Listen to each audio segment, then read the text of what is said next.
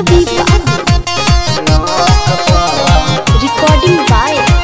माही स्टूडियो जहानाबाद।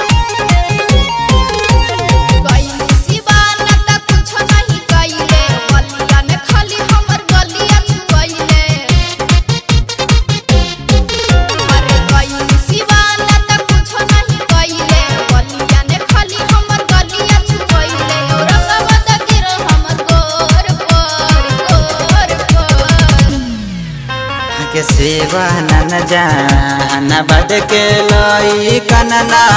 जाई गे राई फल के नोक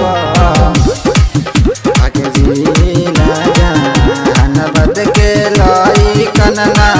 जाई थौ गे राई फल के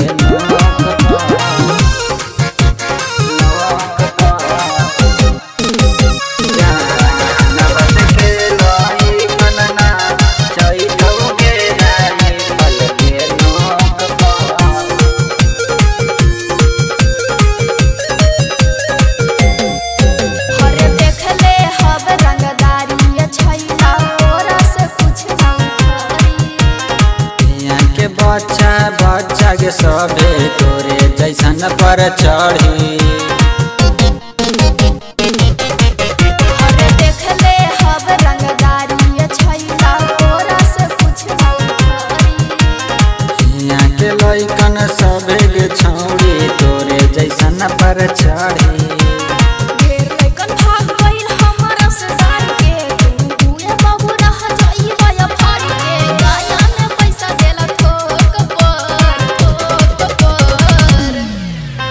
के सेवा न जान बद के लाई कनना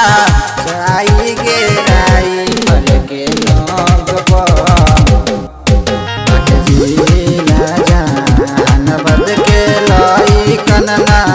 जाई थौ गे राई फल के नोक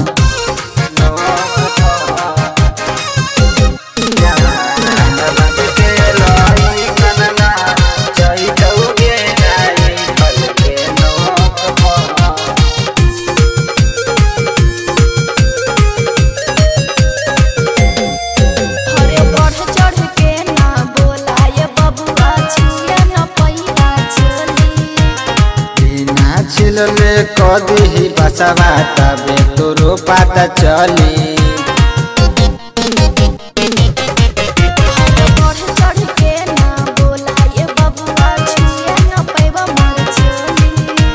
बिना छिलले कदी ही बसवा तबे तोरो पता चली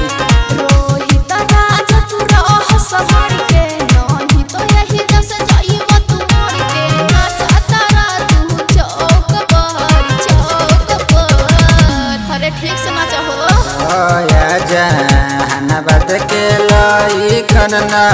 जाई थौ गे राई फल के नोक